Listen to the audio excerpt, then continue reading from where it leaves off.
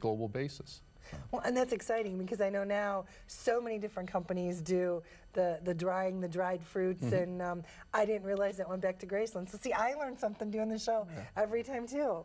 Well, there's kind of a cute story. Apparently, some cherries got spilled in the freezer. Obviously, they're not food quality any longer. So Don Nugent, who was our founder, took them and began in the R&D lab to try and figure out another use for them, and he dried them, and it worked out perfect. So here we sit. There you go. Yeah. Well, and I know too, when we look at Graceland, you know, you guys have had some changes, and I know, I think you said earlier, back to '95, exports really weren't something the company was really thinking that much about. We didn't export a drop of product out of the United States prior to '95, and then '95, you know, it became obvious that if we're going to grow, we need to tap into new markets, and the export market was an obvious market, a daunting market to be sure.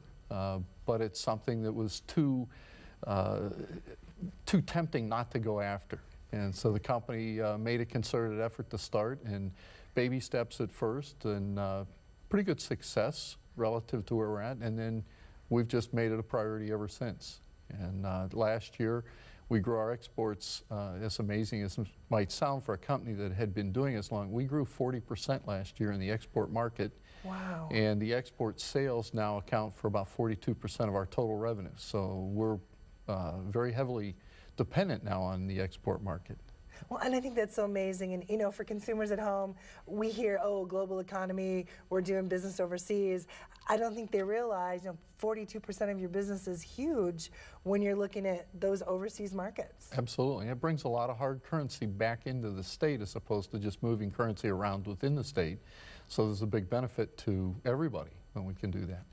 Well, and when you look at some of those markets, I mean, as you start to get into those overseas markets, are those pretty demanding markets, pretty rigid? Absolutely. Specifically, the company focused primarily on Japan initially. Well, Japan's probably the most discerning marketplace for food in the world. And you're talking about very high standards, you're talking about very discerning customers, and the reality is it's made us a much better company from the standpoint that if you can satisfy that marketplace, you have a pretty good chance of satisfying just about anywhere else you want to ship your product to. Well, and I know you guys have been involved in too, and I know Governor Snyder did a trip to Asia, and Graceland Fruit was right along on that trip. We were. That was last September. The governor and his team visited 3 countries. They visited Japan, China, and Korea in a 6-day period. It was a brutal schedule for them, trust me. There was no boondoggle on that trip. That was all business. They started at 7 in the morning and stayed at it till about 11 o'clock at night every single day. And they started the Sunday when they arrived, and they didn't stop till the Saturday the next week, or the next Saturday when they left. So it was a brutal trip. We were with them on the front end in Japan, and we were on the back end in Korea. We didn't do the Chinese trip on that one. Well, a great opportunity is, and I want to make sure we get to show the award because it's absolutely beautiful. And as we look at, you know, Graceland, what does something like this mean to you guys and the company? Well, it's huge. We're a very lean organization. We've got 180 people in Benzie County that work for the company. We have 2 plants, and I can't name you a single person that didn't directly contribute to that and didn't directly deserve to receive it. So we're very, very proud of that. And what do you guys see for the future? Well, we see more. We see growth opportunities. We haven't fully tapped into some of the largest markets out there, China or India, and so there's more opportunity. Actually, I think there was an old Pogo Possum cartoon that says we are faced with insurmountable opportunity. That may be right where we're at right now. Awesome. Well, thank you so much. Thank you. We appreciate it, and please tell the folks at Graceland we appreciate what they do, and it's so exciting to have you here and talk about the way that the company's transformed and look at exports. So thank you so much, and keep up the good work. Thank you. Appreciate that. Folks, just a little bit more when we think about agriculture, and you certainly think about those companies on the cutting edge, make sure you look at Graceland. We will put up their website, and you can go and learn more about Graceland Fruit. Stay tuned. We'll be back right after this message.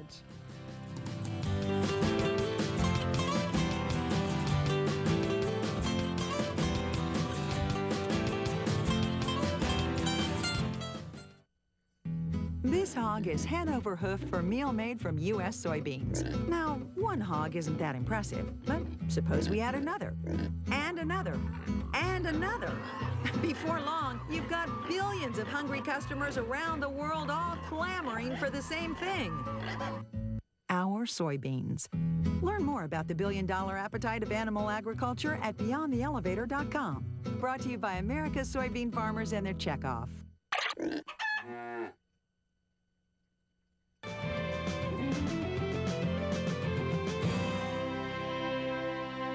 And welcome back. We are back with Dan Arkema of Graceland Fruit, International Sales Manager. Dan, welcome to the show. Pleasure to be here. Thank you very much. It's great to have you here. I'm going to have you tell us about yourself because you have a long history in exports. Yes, about a 37-year history in international food business. And I've lived abroad as well. Japan was my largest overseas post, but also Taiwan, Germany, and the Philippines. Wow. And my hobbies sort of tie in with my business. I love foreign languages, so. How many languages do you speak? I would say 3 fluently, and then I've studied about another 4. Wow. If I ever travel, I want to go with you. Yeah, it's fun. It just, all it does is it helps you connect with your customers better, and it just makes it much more enjoyable experience.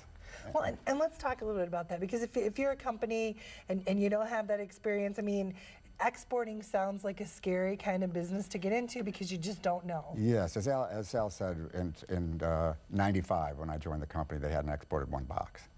And I just simply said, let's go to Japan, because Japan, plus if it was the market I knew better, but let's go to Japan because that will make you better. And besides, let's say, Canada or so, most food companies should have Japan as their 2nd largest market. And this was back in the 90s when Japan was still a leader in terms of, but now we have so many other highly demanding markets. The EU, for example, Korea has exceeded Japan some of their demands. Wow. And then Australia as well. So all these markets are really, really demanding, and in many cases much more demanding than the U.S. domestic market. Well, and are they looking for like the health benefits? Are they looking for the food on the go, the baking, a little bit of everything? A little bit of everything, and I was also fortunate to have a consumer products background, so that we're largely business to business. So, but it's exciting because you can get into everybody's business. But when they talk about marketing and how they're trying to position a product, it's great to know what they're talking about, what they want to do, and to be able to make suggestions. And that's worked out very well. Well, and as you kind of look at that, you know, I mean, I know we talked about the great growth, look at those market opportunities. You know, what are some of the things that you're seeing that are certainly exciting? Well, you know, in Asia, for example, people really talk. They almost eat by prescription. They'll say, "Oh, have some blueberries. That's good for your eyes." This is kind of the rattle that goes on in a restaurant when you're guests at somebody's house. Have some cranberries. They're good for your digestion or good for your urinary tract or whatever. And some of the yuck factors that we talk about, but we don't want to talk about urinary tract infection. but the Asians, they don't care about that. Huh. That's all part of it. And of course, then the Germans are also very, very strict. And one of the things, we sell to 42 different countries. Wow. And we're going to introduce a few more this year. Wow. Now, the other thing is that's a diversity factor. Last year, Europe is what helped us get this award. But look at Europe's a basket case this year. So, but Asia, we've been keeping Asia going. I mean, we're in South Africa. We're in all these great countries, Turkey, all these. So it's renewal too, because markets fall away. They come back again. The new ones emerge. So you have to stay on top of this. A good example is Taiwan. Who knows that Taiwan is one of the highest per capita cranberry consumption countries in the world? Huh. And the other one is Israel. Wow. So to know these and then to go after them is really important. Well, yeah, and I would think that, what's the way, and it sounds like, we talk about health benefits here, but it sounds like other folks, other countries are much more aware. In many ways they are, and they're listening. They're listening to those health benefits, and we sell health. We sell health, we sell taste, we sell exciting color. And then you can position that toward the consumer, and you can position it towards your industrial customer. So, and one of the reasons we got this award this year is because we got some very, very good advice from a Chinese strategist that we were working with, who said, you have a whole cranberry.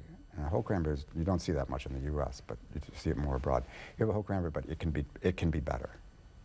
And so what we did is a total reformulation and a relaunch.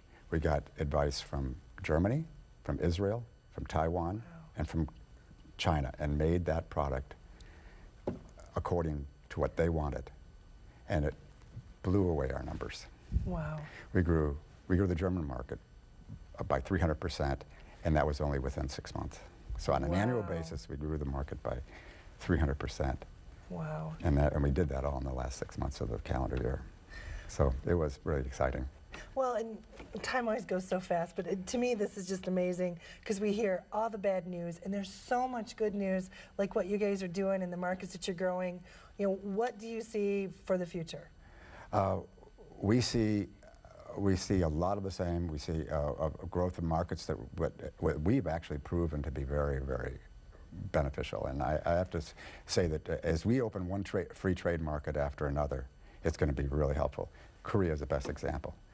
The Koreans, with their demand and for quality and for health, from our standpoint, they've almost caught up to Japan. Wow. Yeah. Awesome. Well, Dan, thank you. I have learned so much. It was a pleasure to have you and Al here and talk about the company. And congratulations on the Ag Exporter of the Year. Thank you very much. That is an awesome award. I'll put in one more plug for free trade. Okay. Free trade. It really helps companies that are exporting. Awesome. Thank you. Thank you. Folks, certainly when we hear more about agriculture, remember trade. And you heard it right here from Dan. Free trade, free trade, free trade. We'll be back right after this message.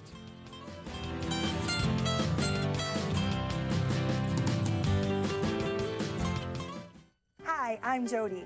Corn is America's renewable resource. It can be used to fuel your vehicle and heat your home. Corn is grown in abundance in the state of Michigan, and it is a great alternative to foreign oil when it comes to heating your home. In fact, you can install a corn heater, furnace, or boiler in your own home. These work much the same as conventional furnaces, but they use Michigan-grown corn. By using corn to heat our homes, we're creating a more secure future for everyone. Select Michigan. It's good for you, the grower, and the economy.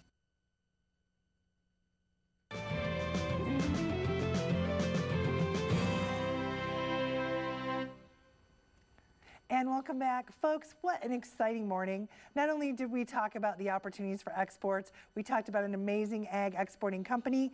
Now I'm going to share with you a recipe that you can use your blueberries, your cherries, and your cranberries. Very, very easy, and especially this time of year when you're out and about, always looking for some munchies. These are Graceland's red, white, and blue cookies. Basically, you're going to go ahead, make your cookie, mix together your ingredients. You're going to put those on your baking sheet. Then you'll go ahead and bake those at 350 degrees for about 10 to 12 minutes. Super easy and absolutely delicious. I went with all three, cherries, blueberries, and cranberries. You can pick what you like the best, or you can add them all in. If you'd like this recipe, you can visit us online at MichiganFarmingGarden.com. I will also link you to Graceland Fruit so you can go there, learn more about the company, and learn how to get the products in your home. Otherwise, folks, you have an absolutely wonderful week, and we will be back here next weekend on Michigan Farm and Garden to share with you some more recipes and some more information about Michigan agriculture. Bye-bye.